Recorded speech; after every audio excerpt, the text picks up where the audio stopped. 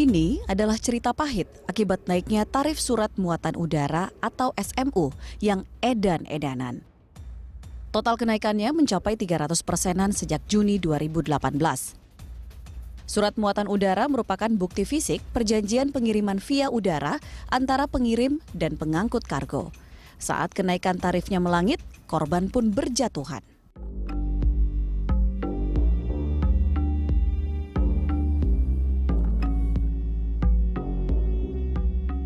Pondok Melati, Bekasi, Jawa Barat.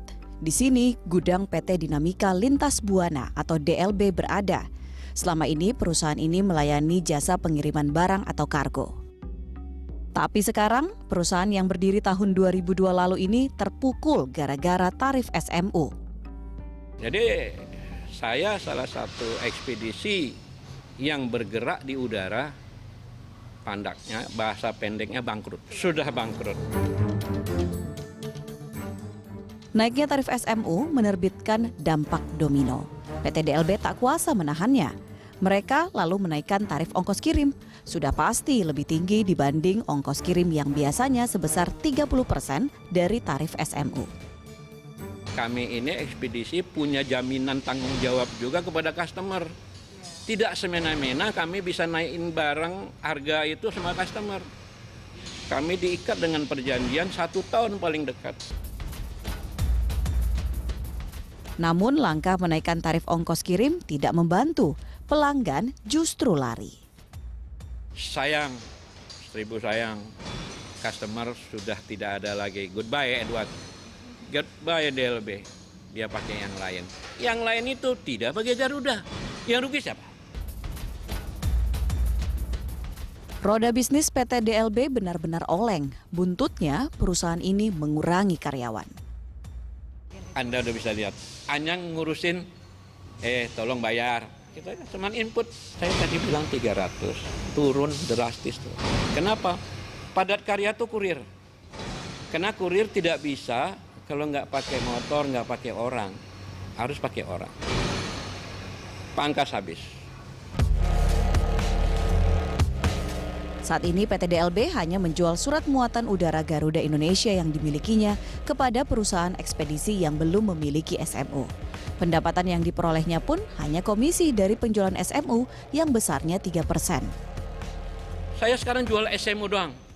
Jadi kayak Anda punya barang, Anda ekspedisi yang belum jadi agen Garuda, Pak Edward bantu dong saya. Silakan. Tapi Anda jangan sekali-kali nggak bayar. Nanti SMU-nya diblok. Karena Garuda tuh nggak ada cerita. Di situ nggak bayar, stop, bayar dulu. Terus untung saya apa? Mungkin gitu bahasa Arabnya. Dari 7% kita punya dapat komisi dari Garuda, sekarang dipotong jadi 3%. Sejak kebijakan dari pimpinan yang baru di Garuda ini. Saya sedih. Bahkan yang nggak suka sama Anda cut. Saya doang yang nggak Anda cut. Kenapa? Udah miskin duluan. Mau apa di-cut? Nasib serupa dialami PT Sumber Jaya Limek Cargo yang berlokasi di Tambora, Jakarta Barat. Perusahaan ini melayani jasa pengiriman secara nasional. Sejak tarif SMU naik, pelanggan PT Sumber Jaya Limek Cargo atau PT SJL berpindah menggunakan angkutan darat. Kita naikin, tapi kita sesuai naikin dong. Berapa persen kira-kira? 300% juga dong. Biasa kan cuma 10.000. Naik ke 30%, kita harus tagih dong, 30.000 juga. Ya nggak, pengiriman nggak mau minat. Banyak kan kirim ke darat, ke laut, semua. Bedanya jauh. Kalau ke laut, banyak kubik. Kubiknya sekubik lebih kurang tuh 300.000 aja kubik. Kalau darat, per kilonya cuma 3.000 sampai 4.000 perak. Kalau udara, air freight saja, sudah, Medan ya contohnya ya, udah lebih kurang 17.000. Belum plus PPN, belum plus sewa gudang, belum plus RA. Jadi jauh banget. Jadi orang ada kirim, bukan nggak ada. Cumanya dikurangin. Biasa yang keras 100 kilo, diingat 10 kilo. Buntut beralihnya pelanggan dari jasa pengiriman lewat udara ke darat dan laut, omset PT SJL turun. Tahun 2018 lalu, PT SJL masih sanggup meraup pendapatan hingga 5 miliar rupiah per bulan. Bagaimana sekarang? Jauh, jatuh. Kira-kira 1 bulan Mau cari 5 juta aja susah. Omset ya, bukan pendapatan ya. Soalnya banyak yang lari ke darat sama laut semua. Untuk menjalankan bisnisnya, PT SJL bekerja sama dengan Garuda Indonesia sebagai pengangkut kargo miliknya. Namun, sejak awal Februari lalu, PT SJL terpaksa menggunakan SMU dari agen logistik yang lain. Pasalnya, keagenan kargo domestik PT SJL diputus secara sepihak oleh Garuda. Kita mau pertanyakan di pengadilan nih. Dia cabut kita, alasannya apa? Dia tidak mau jawab. Dia kedua, curiga ada main di bawah tangan. Ya kan? Ya, gue bilang, gue main di tangan, apa yang saya mainin? Tolong jelasin dong.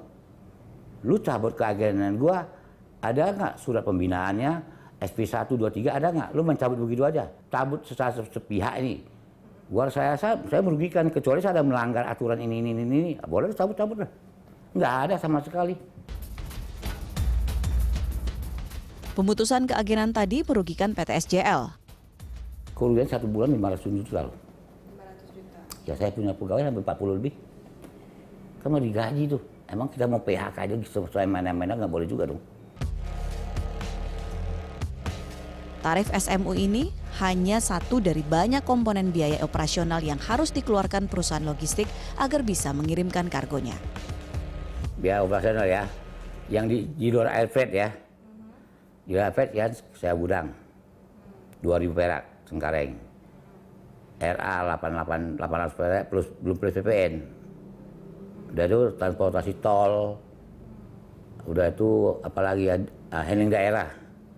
Handling daerah kan di sana kan masih bayar saya gudang 3.000 perak per kilo. Tarif SMU paling tinggi.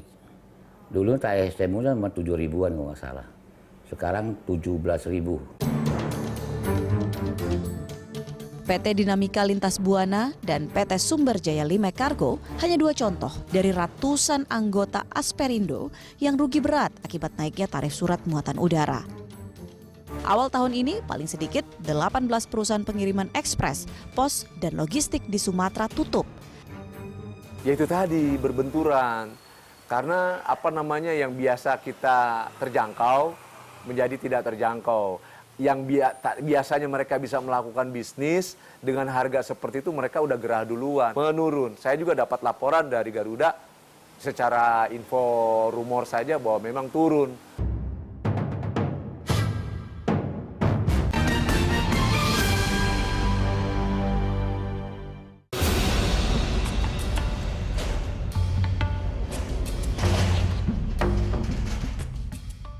Antrian barang di Terminal Kargo Bandara Soekarno-Hatta ini menunggu waktu untuk dikirim menggunakan pesawat udara.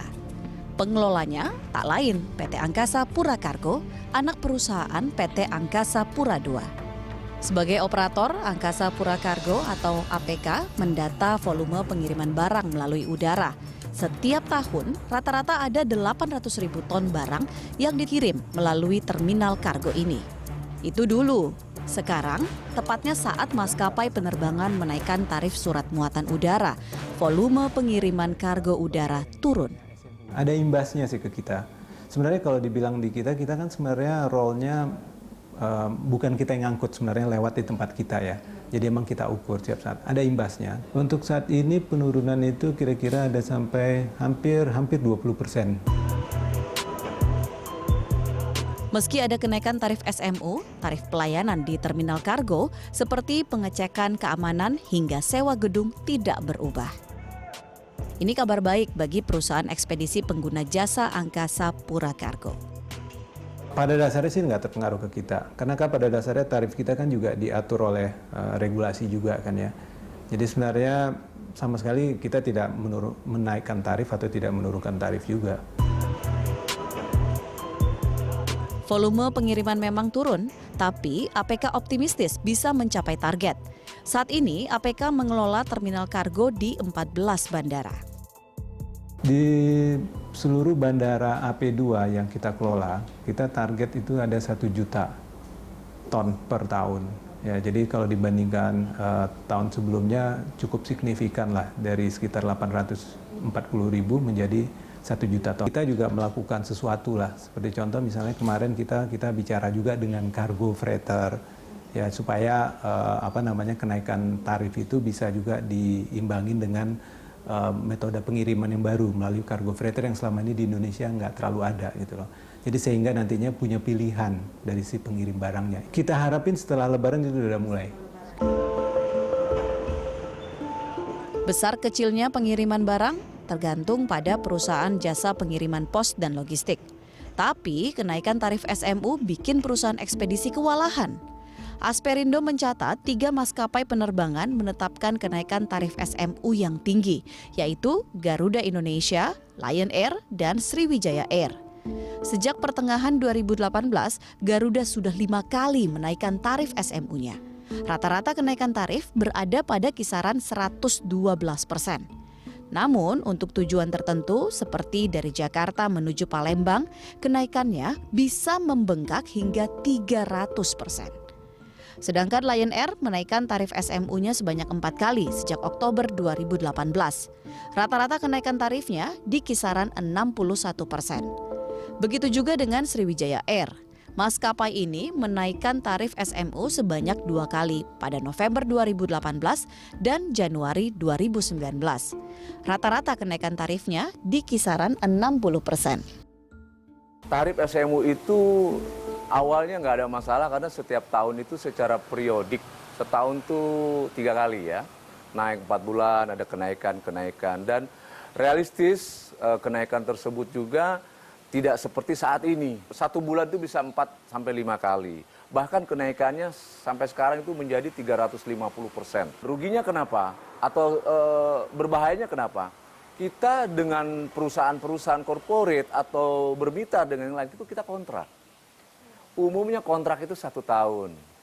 Kan kita juga nggak mungkin harga dalam 1 tahun jual semahal-mahalnya. Supaya apabila ada kenaikan kita bisa cover. Nggak bisa seperti itu. Kita sudah sampaikan bahwa ini nggak rasio kenaikan 350% yang notabene waktu itu bahwa kenaikan tersebut hanya gara-gara aftur. Ternyata Pertamina juga kan nge-kick balik terhadap Garuda. Bahkan sekarang harga Pertamina atau aftur turun, ya tarif ya itu nggak pernah juga turun gitu atau berubah. Sebagai gambaran, berikut data perbandingan tarif SMU sebelum dan sesudah kenaikan. Sama seperti tiket pesawat, tarif SMU tergantung kota tujuan. Kenaikan tarif SMU ini bukan tanpa sebab. Pangkal soalnya ada pada maskapai penerbangan yang saat ini memang sedang kembang kempis menjalankan roda bisnisnya.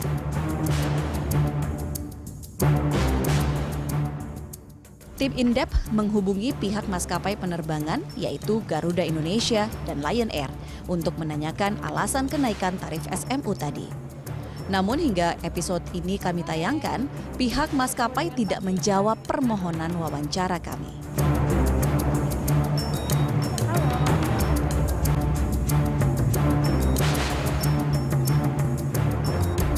Februari lalu, Asperindo melaporkan kenaikan tarif SMU yang mendadak dan di luar kewajaran ini ke Komisi Pengawas Persaingan Usaha atau KPPU. Nah, sekarang sudah sampai mana penyelidikan KPPU?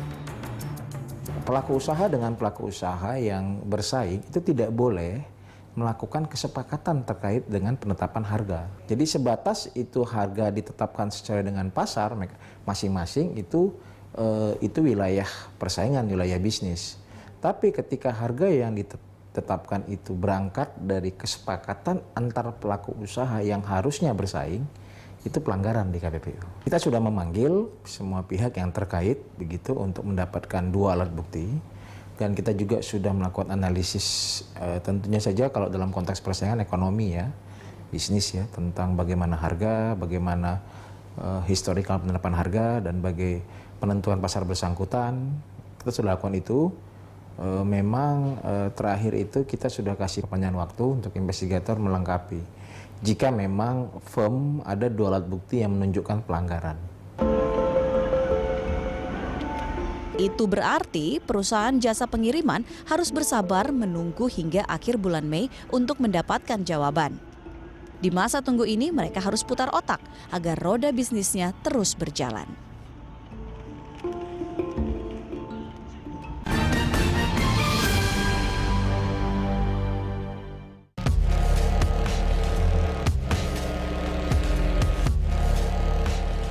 Kenaikan tarif surat muatan udara atau SMU tak pelak merupakan gelombang tsunami bagi perusahaan logistik. Sebagian sudah megap-megap, seperti yang dialami PT Dinamika Lintas Buana dan PT Sumber Jaya Limek Cargo. Tapi ada juga yang sanggup bertahan. PT Tiki Jalur Nugraha Eka Kurir atau Kondang dikenal sebagai JNE contohnya. Untuk tidak tersapu gelombang tsunami naiknya tarif SMU, JNE memilih langkah yang tidak populis seperti yang lain. Apalagi jika bukan menaikkan tarif atau ongkos kirim. Sebenarnya dampak langsungnya karena operation itu besarnya kurang lebih rasionya sekitar 50%, pasti ada dampaknya. Oleh karena itu kita menyikapi dengan adanya perubahan tarif ya tanggal 15 Januari, tapi tidak semua juga mengalami kenaikan.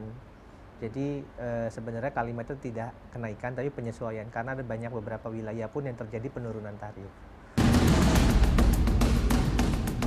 Untungnya 80% pelanggan JNE berbasis retail, 60% diantaranya bergerak di sektor e-commerce.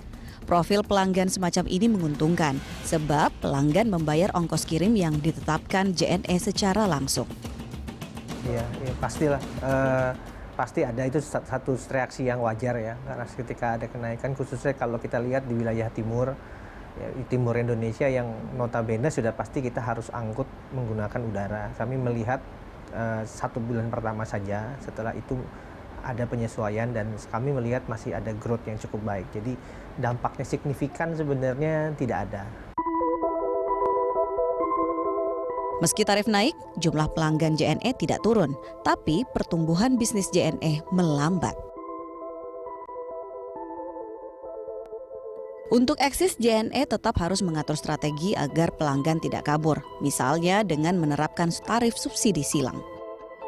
Kalau airline melakukan penyesuaian terhadap tarif kargo, ya otomatis kita juga akan ada proses penyesuaian di dalam kita punya tarif kiriman, begitu. Paling kita tetap optimalkan bagaimana agar impact-nya tidak terlalu tinggi adalah melakukan ya itu kombinasi, tidak harus lewat udara semua. Lain lagi dengan PT Pos Indonesia sebagai badan usaha milik negara, perusahaan logistik ini memilih untuk tidak menaikkan ongkos kirim. Kita PT Pos masih masih tarif yang lama ya, kita belum menyesuaikan tarif itu. Jadi moda transportasi yang kita gunakan sebagian besar sebelum ada kenaikan tarif ini adalah menggunakan pesawat udara, khususnya yang per-PKS dengan Garuda dan Citylink. Tapi dengan adanya kenaikan tarif, terutama untuk pembayaran SMU penerbangan, itu berubah komposisi pengiriman darat sekarang lebih dominan. Darat itu meliputi sekitar 50% itu sudah termasuk dengan kita alihkan melalui kereta api. 30% itu bisa outgoing melalui laut. Dan sisanya dengan kenaikan harga ini kita tinggal 20% yang menggunakan pesawat udara. Maklum, perusahaan plat merah ini punya jaringan luas dengan titik layanan mencapai 58.000 kantor di seluruh Indonesia. Dengan infrastruktur tadi, PT Pos Indonesia memutuskan tidak menaikkan ongkos kirim. Beberapa strategi kami tadi sudah mengadakan kerjasama dengan kereta api untuk Pulau Jawa, kemudian juga lewat darat yang bisa dijangkau oleh darat H+1 seperti Pos Express. Jadi kita mengadakan kerjasama juga dengan agen swasta SMU tadi untuk menjamin penerbangan di luar Garuda sama Citylink. Tentu saja, JNE dan Pos Indonesia adalah pengecualian atau kasuistik. Siasat mereka untuk survive tidak bisa diadopsi perusahaan logistik yang lain. Jadi, pangkal soalnya yaitu kenaikan tarif surat muatan udara harus dicarikan jalan keluar. Asperindo meletakkan harapan kepada pemerintah, antara lain berkirim surat kepada Presiden Joko Widodo. Surat pertama belum ada tanggapan, begitu juga surat kedua. Hanya ada beberapa gerakan, baik Menteri Perhubungan, Menteri Perekonomian, mereka dipanggil. Dan mereka memanggil Asperindo, mencari informasi kejelasan kenapa. Februari 2018 lalu, Kementerian Koordinator Bidang Perekonomian menggelar pertemuan terpisah dengan dua pihak, yaitu Maskapai Penerbangan dan Asperindo. Kenaikan tarif kargo ini rupanya lebih dipicu oleh kenaikan harga aftur, ya, dan perubahan kurs dolar terhadap mata uang asing, ya, falas kepada rupiah. Dia mengambil tindakan saja karena selama ini rupanya harganya itu tidak di-adjust dengan adanya kenaikan aftur. Aftur naik 2 bulan lalu, mulai dari 2 bulan yang lalu, ya. Kalau kita lihat membaca datanya loh, ya, itu harga belum dinaikkan. Mestinya airline-nya ngomong, biaya saya naik loh, ya, saya mau menaikkan ini. Lalu, apa jalan keluar yang ditawarkan Kementerian Koordinator Bidang Perekonomian? Menurut saya selama faktor yang mempengaruhi di luar kendali para pihak, harga minyak itu kan di luar kendali para pihak, baik airline maupun pelaku usaha, ya toh? Jasa kurir itu tadi, maka mereka bisa duduk mendiskusikan, tidak ketemu.